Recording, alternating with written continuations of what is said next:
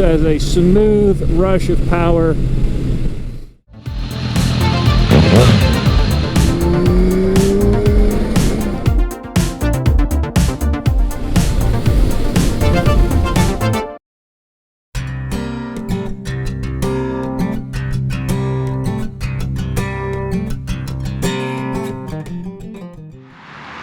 Hi, and welcome to this episode of John's Motorcycle Rescue and Review.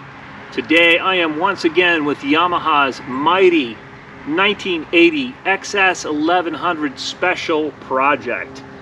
Man, this bike actually hasn't fought me too much at all. I bought it, and after redoing the brakes, rebuilding the brake system, I was actually able to get this thing out on the road, and it actually runs very, very strong. In this video, I'm going to be going out on the road on a test drive on this Yamaha and just kind of seeing how things feel. And honestly, the longer I've ridden this bike, the better it drives, the better it runs. The carburation is really clearing up nicely. It was having a little bit of a stumble in the lower RPM range, but again, the more I drive it, that is almost gone at this point. It's really, really running nice.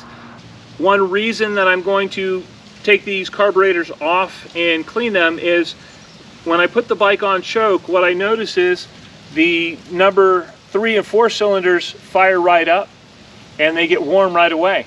But the cylinders number 1 and 2, they don't fire up on choke. And so I actually have to get it off of choke and then warm it up manually, and then they start to kick in. So I know the choke circuit is blocked on cylinders 1 and 2. So I'll go in, I'll clean that very thoroughly, make sure everything looks good. But really, once the bike is warmed up, it carburetes almost flawlessly. And it is super smooth, it's super strong. All right, well, I'm anxious to show you guys what it's like out on the road. I'm gonna grab my gear, I'm gonna grab my helmet, I'll bring the camera along. Let's find out together. Let's ride. I'm currently riding Yamaha's 1980 XS1100 Special. And this is a new bike in the garage. I picked it up recently. It only has 5,577 miles as of right this minute. And it's been a little bit of a process just going through it, making sure it's ready to hit the road. But I am out on the road, as you can see. And right now, and this thing is just running super smooth, running really nice. It's about 60 degrees here, so it's a little bit of a cool day.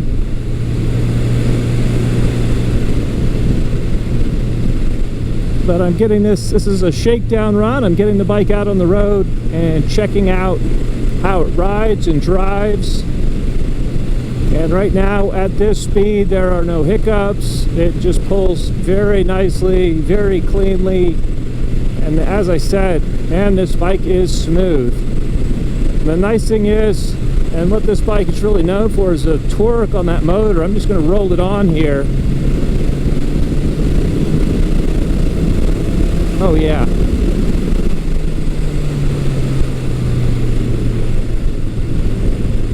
That's fast.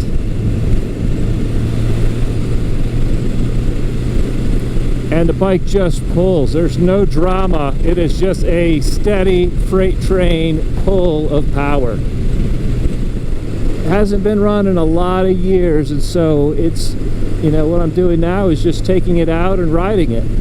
The more I ride it, the better it rides. And that's often the case. And so I'm just kind of seeing what is going to need addressed and what will eventually just sort itself out as I ride the bike. At this speed, if I hit the brakes, I do get some shimmy. I don't know if you can see that in the video, but I'll hit the brakes. That's a little disconcerting because I get shimmy in the front end. Oh, gracious.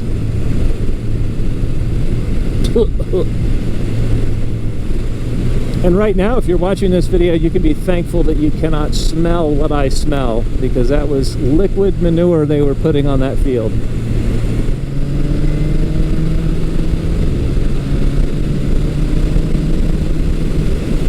It just has a smooth rush of power. And this bike, I have an 1100 Maxim. This bike shifts similarly to that. It just doesn't give you quite the confidence that you get with the other bikes, the other manufacturers, but it doesn't shift badly. I haven't missed any shifts on these bikes, and they've not popped out of gear, which is good. It's something I look for on these.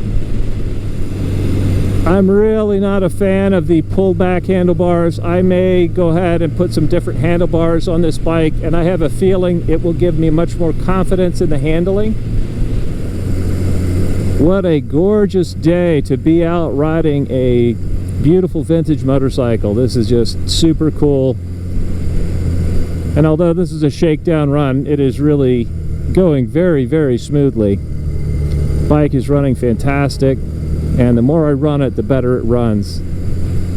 That was a lot of fun, and this bike, even though that was a test drive, it was enjoyable. This bike is just getting closer and closer to being to the point where I can compare it to other bikes. Something I noticed early on the test drive, and then came back and double checked when I got home, the front brake rotors are warped, and so they need to be replaced. I also noticed that even though I rebuilt the master cylinder, the piston, when I squeeze the brakes, initially I get a lot of pressure, and then I have some free play as that piston slowly pushes back.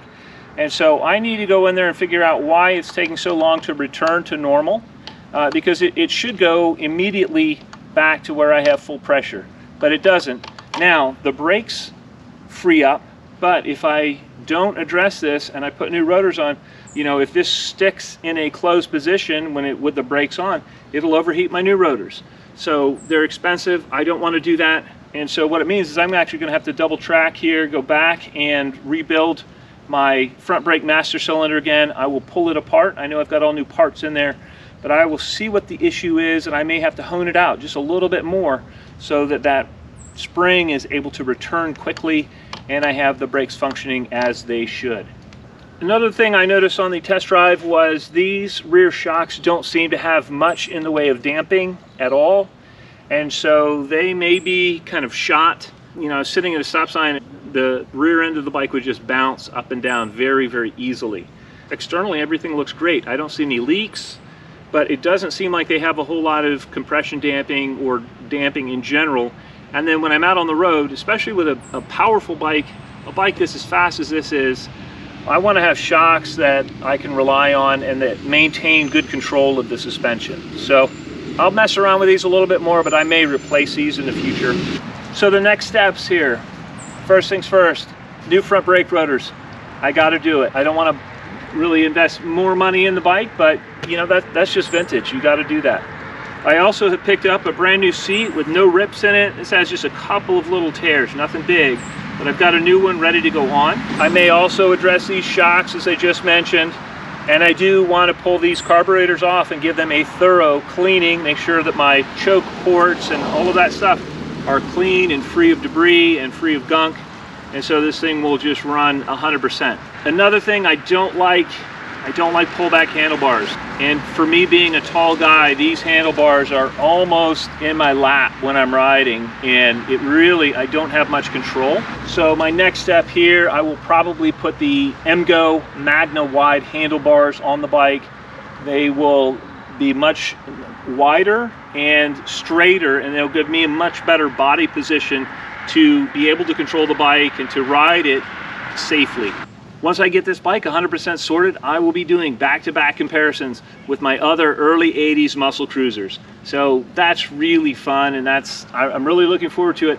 But to be fair to this bike and to really give a good representation of what the XS1100 is like, I want to get it 100% sorted first.